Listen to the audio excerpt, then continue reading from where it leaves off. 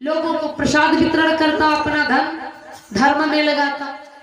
दूसरे भाई ने कहा, अरे भैया कहीं मूर्ख तो नहीं बन गए? अरे इससे क्या होता? जैसे तुम्हारे पास धन होता है बस तुम भगवान के नाम पर खर्च कर देते हो, जैसे इकट्ठा हुआ नहीं भगवान के नाम खर्च कर देते हो। भैया कुछ दुनिया में भौकाल बनाओ, भौकाल और का ये भौकाल बना लो, चाहे हुआ वाली सब बिगड़ जाए। तो कहने लगा भैया कुछ अपने लिए बनाए तो लो। तो कहने लगा भैया तुम हिया मंजिल बनाओ, तुमका हिया रह लेकिन हमका जाए, तुम एग्रीमेंट कराए हो कि हम यहाँ रही करब, लेकिन हमारा भरोसा नहीं, पता नहीं कौन दिन हम चल रही। तो जब हम कुछ बनाएंगे नहीं तो हम कहाँ रहेंगे? वो बात भैया सत्य है। अगर परदेश जाना तो कुछ अपने पास होना चाहिए, अन्यथा जब जाओगे तो तुम्हारे पास कुछ है ही नहीं तो क्या करोगे? जैसे तैसे जइयो, फिर पटक दिन जइयो, फिर यहाँ केपे करियो, फिर संसार में रोइयो, जीवन धन्य होगा नहीं, बन पाएगा। इसलिए यहाँ के लिए भी कमाओ और वहां के लिए भी कमाओ। अगर यहाँ 2 मंजिले तैयार किए हो तो नहीं ज्यादा तो एक कमरा तो हो के लिए तैयार कर लो।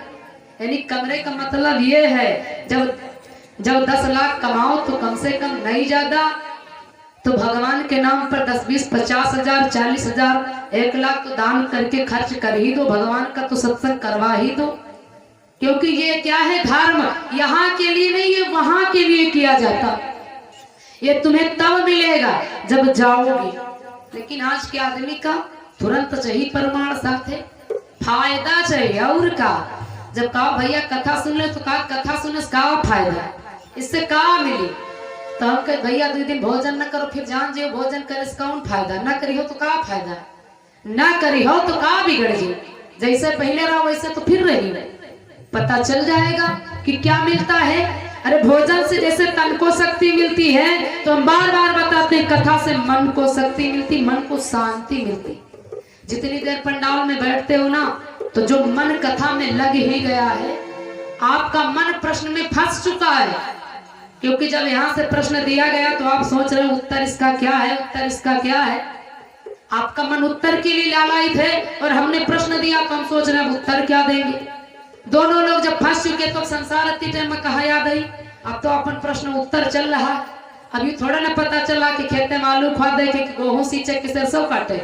अब यह पता यूं चल रहा है कि भगवान ने जब नैया मांगा है तो केवट ने कहा कि कहा तुम्हारे मरम में जाना, भवानी जी ने प्रश्न कर दिया है। तो अब हम फंस चुके हैं भगवान की कथा में। तो हमको न आलू से मतलब, न सरसों से मतलब, न गेहूं से मतलब, तो कथा से मतलब है। क्योंकि ये समय भगवान के नाम पर अर्पण हो चुका और यही समय भक्तों आपको मिलेगा। यही आपका समय व्यर्थ नहीं जाएगा, अन्यथा संसार का सारा समय व्यर्थ है। भोले बाबा ने स्वयं कहा, चौपाई लिखी मानस में, उमा कहा मैं अनुभव अपना, सत्य हरि भजन जगत सब सपना। सारा संसार स्वप्न के समान है और भगवान का भजन ही सत्य है। इसलिए भगवान की कथा को धैर्य पूर्वक, भाव पूर्वक जितना हो सके ज्यादा से ज्यादा समय दान देकर के भगवान की कथा को सुनना चाहिए। दक्षिणा हो तब भी आए, ना हो तब भी आए, पता चल जाए सिर्फ कि भगवान की कथा है तो आना जरूर चाहिए। भगवती जी भोले बाबा से बड़े आनंद पूर्वक कथा श्रवण कर रहे हैं। अब जैसे कथा की बात चल रही थी ये कि केवट कह रहा है प्रभु अपने घाट पर तो तुम छोड़ते नहीं हो, करम शुभा शुभ देखत साची, खाता जन्म जन्म के बाची। वहां पर तो ऐसा नहीं है कि जो पापी हो उसका भी उद्धार कर दो, जो जैसा होता उसको उसी प्रकार से प्रताड़ित करते हो, उसी प्रकार से दंड देते हो। तो हमारे घाट आए हो तो जल्दी का है कि है, अरे नाथ जो मेरे में अवगुण है इसी वक्त जो करना है सब बता दो कि ये नहीं निपट ले भगवाना, मांगी ना न के बताना। जब हम हुआ ही ना तो कोई लड़ाई झगड़ा ना हो, अब सब सुन लियो समझ लियो। ऐसा भक्त है केवट, भगवान से बराबर तर्क कर रहा है। भगवान खड़े, भैया नैया लाओ, नदी से पार करो। केवट कहता प्रभु पहले सुनो, जत्ता जो कुछ सब ये निपट लियो आज पहले, फिर हम पार करें। भगवान कहते भैया कुछ नहीं होगा, उद्धार हो जाएगा। अब केवट कहने लगा प्रभु अब हम तुम्हें पार तो कर दें, लेकिन मुझे शंका। शंका क्या है कि गोस्वामी जी कहते हैं केवट को शंका किस बात की है। अब जब स्वीकार किया पार करने को, तो कहता प्रभु हमको शंका है। किस चीज पर शंका है? कि छुअत शिला भई नारी सोहाई।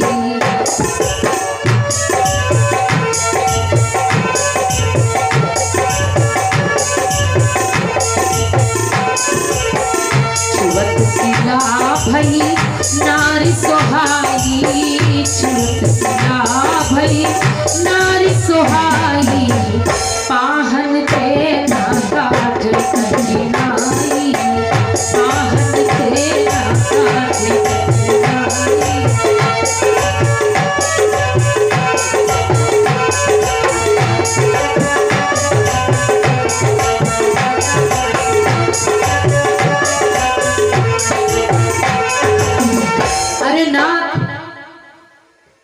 मेरी नैया तो लकड़ी की बनी, लेकिन चरणों की महिमा आपकी ये है कि पाषाण मूर्ति भी नारी बन जाती है आपके चरणों की रज से। तो नाथ विचार करो कि हमारी नैया तो लकड़ी की है सहजता से, और दादाजी झूम रहे हैं। बड़ी मजबूरी बात है। ये निद्रा महारानी बड़े जोर से डेरा डाले हैं, पूरे विस्तार से। हाँ, बोलिए सच्चिदानंद भगवान की। भैया थोड़ा तेजी में जय वालों की, बगल वाले के कान में आवाज भरी जाए, वो जागी जाए। हाँ, नहीं वो स्वागत रही है तो जाने हो ना पई है कथा कहाँ पर विराम हुई और कहाँ तक चली।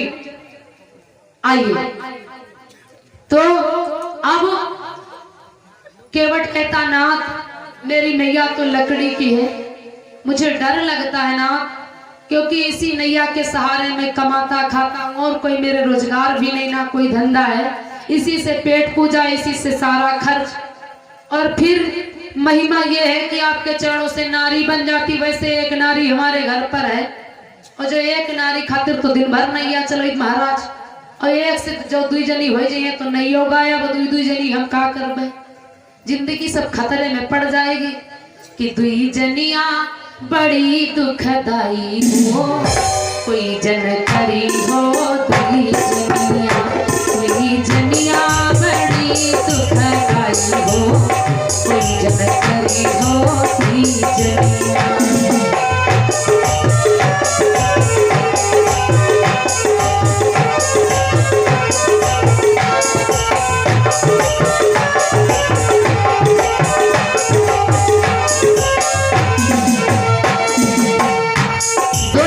किसकी थी? महाराज उत्तान पाद के सुनीति और सुरुचि। द्वापर की कथा में आप गुरु चरित्र सुनते हैं, बड़ा मार्मिक प्रसंग है। तो केवट कहता महाराज हम दो नारियां नहीं लेंगे, क्योंकि एक कहे अंग ना माले तो एक कहे अंग,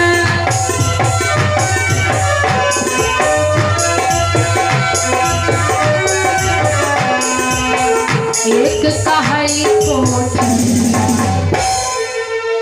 एक कहाई कोठरिया, कोई जन करी हो ती जनिया, कोई जनिया बड़ी सुखदाई हो, कोई जन करी हो ती जनिया।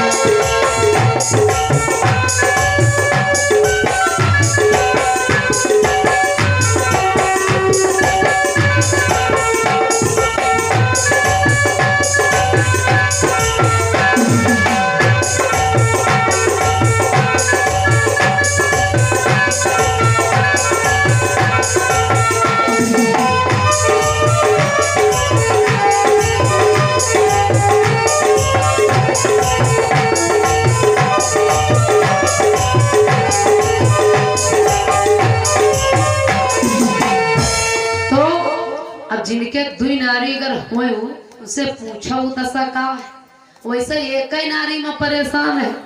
एक नारी के चक्कर में तो सुबह से लेकर शाम तक भैया टाइम नहीं पावत, और एक से दादा जब दुई जनी हुई है तो मौका पर रातों नौकरी करे थे। हाँ, और तो अब केवट कहता महाराज हम दो नारियां नहीं लेंगे, आपके चरणों में जादू है। और रही बात कहूँ अलग का प्रमाण ना लियो महाराज, राम जी से केवट कहता महाराज अलग का प्रमाण ना लियो, अपने घर के ले ले। हाँ कि दशरथ त्रियाती में नहीं लूटे,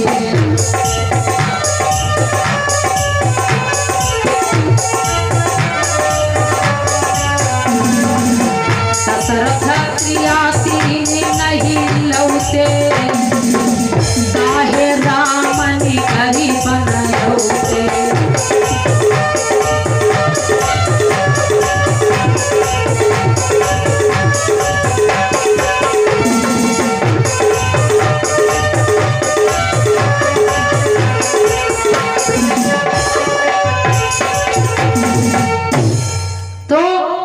केवट कहता महाराज अलग के बात न लो, अगर तुम्हारे बप्पा तुम्हारे पिता दशरथ जी अगर 3 जनिन का ना लाए होती, कौशल्या कैकेयी और सुमित्रा तो आज जाऊं दशा तुम्हारे ये ना भय होती, चिंता ना करो कि 3 जनी ना होती तो कौशल्या बस का नहीं रहा कि तुमका मन का भेज दी 14 साल खाते।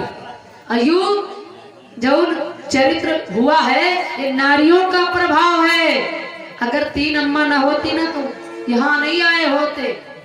इसलिए नाथ हमको शंका है महाराज, तुम्हारे चरणों में जादू है और जब तक हम तुम्हारे चरणों की जो है परीक्षा नहीं लेंगे, चरणों को नहीं धुल लेंगे, तब तक हम अपनी नैया पर कदापि नहीं बिठाएंगे। लक्ष्मण काला भैया बहुत देर से कथा सुनाओ, हम का तनिक आज्ञा दियो अब्बई बंद कर दे और बैठा के अब्बई पार कर दे, देर तनिको न लगी। जब तक इनसे भैया भैया कहियो ना तो भैया कहा से सुने वाले ना, कुछ जने हुआ तो जब भैया कहो तो नहीं माना, तो हमका आज्ञा तो दो।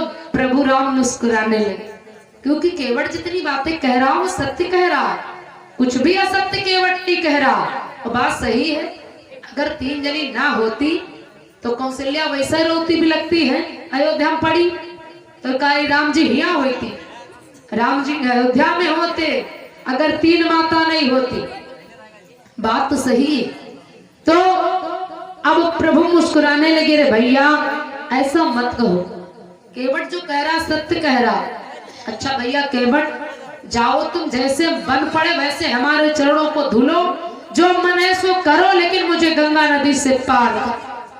अब केवट को आज्ञा मिली, केवट गया और क्या किया कि केवट राम रजाय सुपावा, पानी कठौता भरी नैया।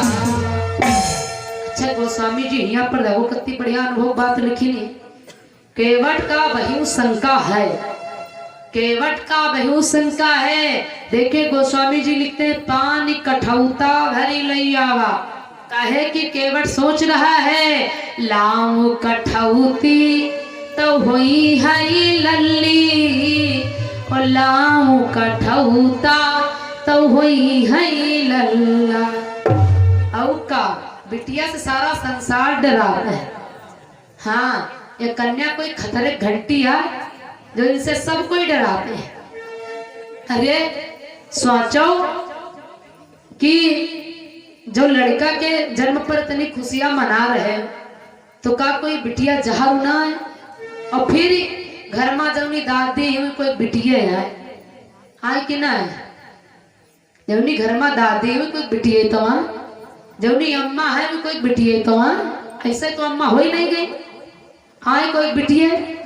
और जब घर में पत्नी महारानी न हो कोई बिटिया है, तो जो 3 जनी कोई की बिटिया आए हो तो का तुम्हारे यार बिटिया हो जी तो का मरी जी हो, कोई जहर हुआ है, कोई खतरे घंटी है जो इतनी बड़ी अपराध माने हो।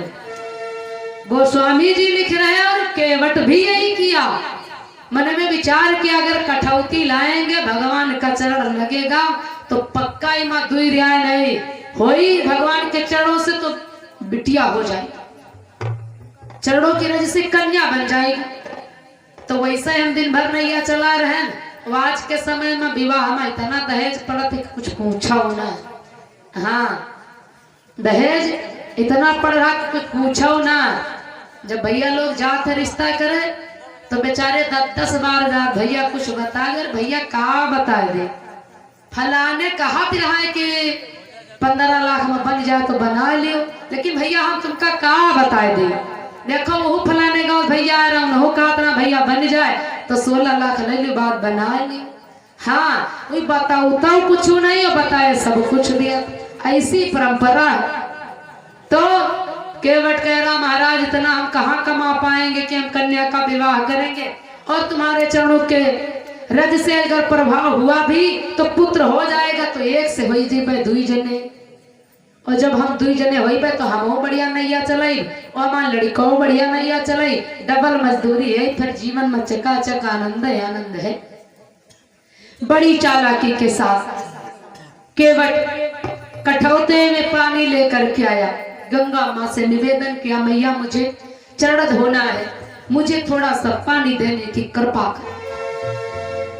निवेदन करके गंगा जी से पानी लाया और फिर भगवान के चरणों को धोया।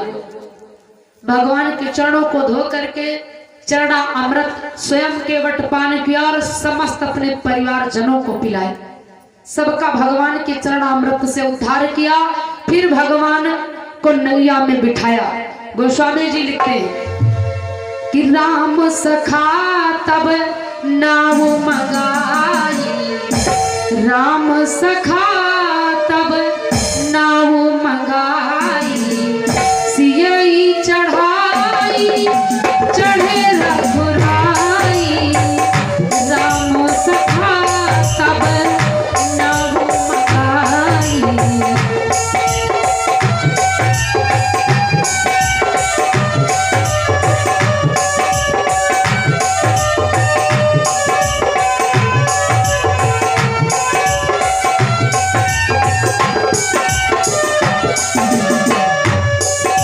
राम सखा तब नाव मंगाई, यही चढ़ाई चढ़े रघुराई, राम सखा तब नाव मंगाई, यही चढ़ाई चढ़े रघुराई।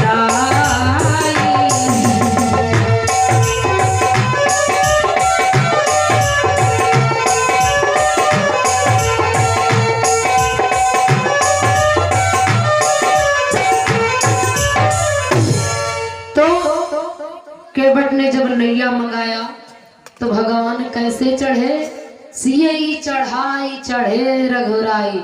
ऐसा न हो जा जानकी खड़ी रह जा नैया चल दे, क्योंकि सर्वप्रथम अगर तीर्थ यात्रा पर जाए माता जी साथ में है तो वाहन पर पहले उनको बिठाएं फिर स्वयं बैठे। ये तरीका रहेगा तो आपकी पत्नी साथ से छूटेंगी नहीं। अगर नहीं आप स्टैंडर बन करके पहले बैठ लिए तो पता चलेगा आप लखनऊ वाले स्टेशन पर ठहरेंगे, वो बाराबंकी में घूमती रह जाए। चतुराई होनी चाहिए। भगवान जानकी मैया को बिठा करके स्वयं बैठे। अब केवट ने नैया को भक्तों चलाना प्रारंभ किया। गंगा मैया बड़े धीरे धीरे बह रही है, क्योंकि भगवान के दर्शन का लाभ ले रही है।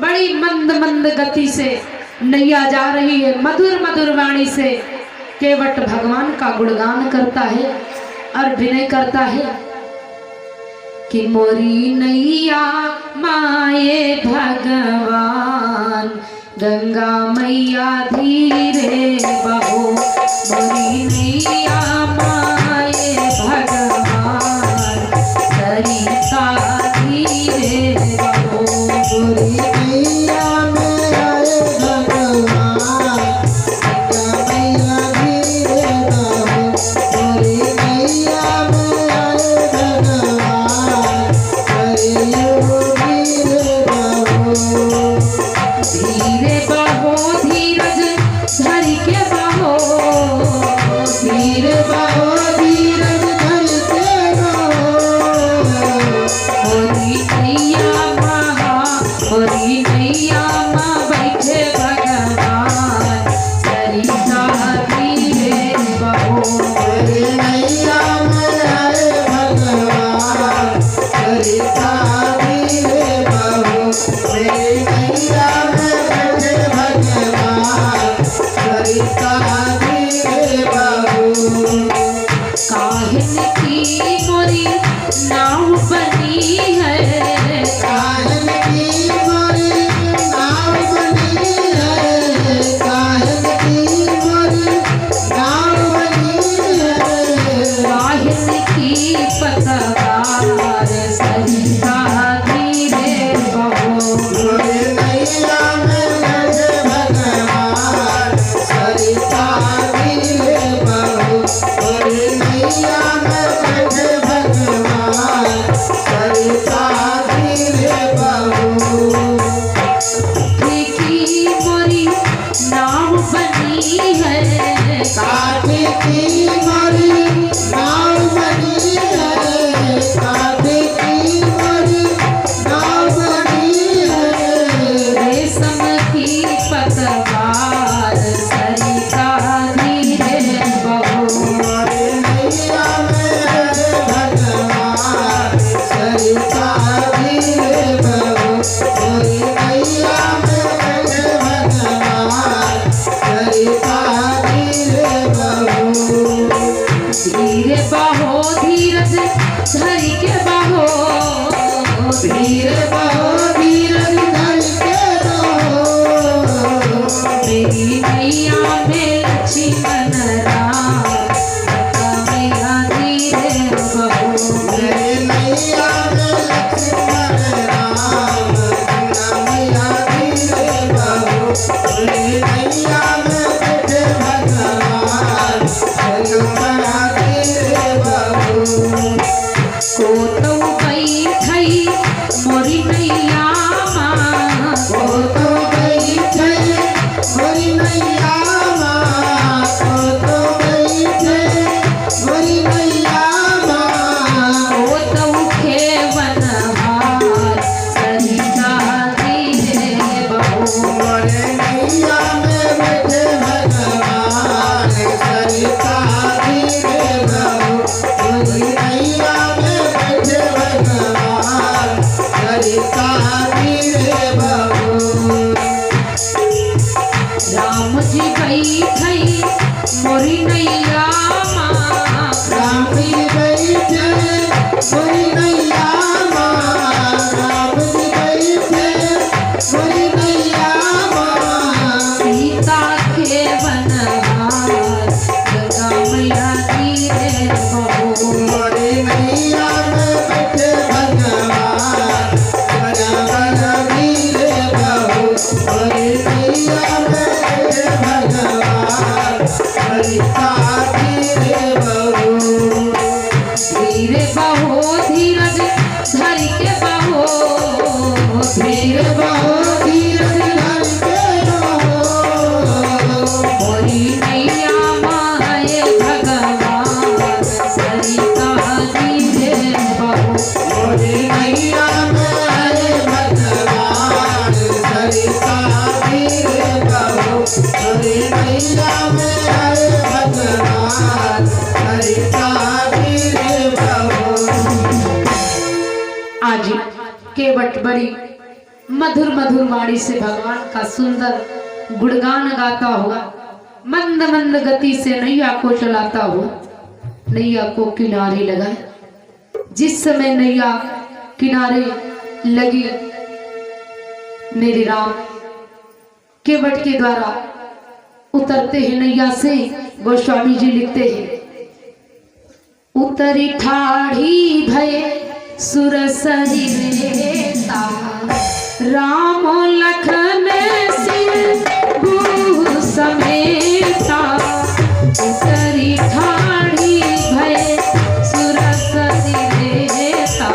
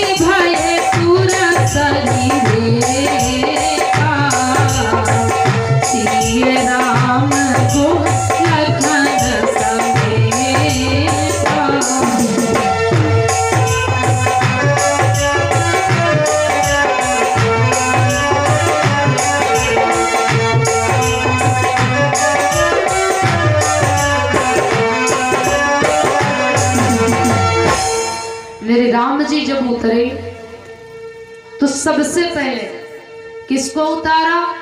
सिए राम गुह लखन समेता। जब नैया से उतरे तो सबसे पहले जानकी जी को उतारा, फिर राम जी, फिर निषाद और फिर भैया लक्ष्मण। यानी जब बैठो किसी वाहन पर, यात्रा पर, अगर साथ में धर्म पत्नी है तो गोस्वामी जी यहाँ पर बड़े ज्ञान की चौपाई अंकित की कि सर्वप्रथम पत्नी महारानी को बिठाए और जब उतरने का मौका आया ना तो सबसे पहले उन्हीं को उतारे।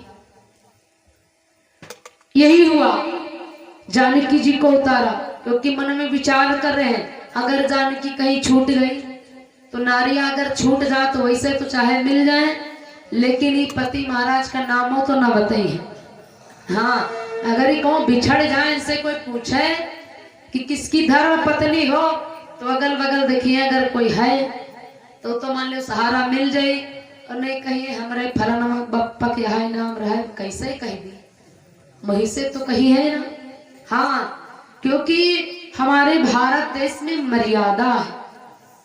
हमारी माताएं अपने अपने पतियों का नाम नहीं कहती, लेकिन ये कौन माता लगभग में 50 के जन ऊपर निकल चुकी है वही, और अबकी वाली तो सब रखे हैं, टिंकू पिंकू सिंचू रिंकू सब रखे हैं, कोई चिंतक बात नहीं, सब अपने अपने हिसाब के सब नाम रखे हैं।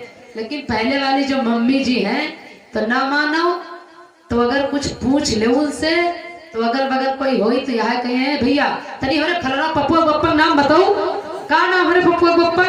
हाँ, यूं ना कहिए फलाने नाम है उनका, ये मर्यादा है। इस मर्यादा को एक बार बखान करने के लिए भारत देश का बखान हमारे विवेकानंद जी महाराज कहाँ को चले गए? अमेरिका, जिसको पातालपुरी कहते, अमेरिका गए बखान करने के लिए कि हमारे यहाँ की नारियां बड़ी सती हैं, पति का नाम तक नहीं लेती, इतनी बड़ी सती। और हाँ, लगभग मैं यह कि सती हूँ कि पति नाम नहीं खा नहीं तो नहीं सती।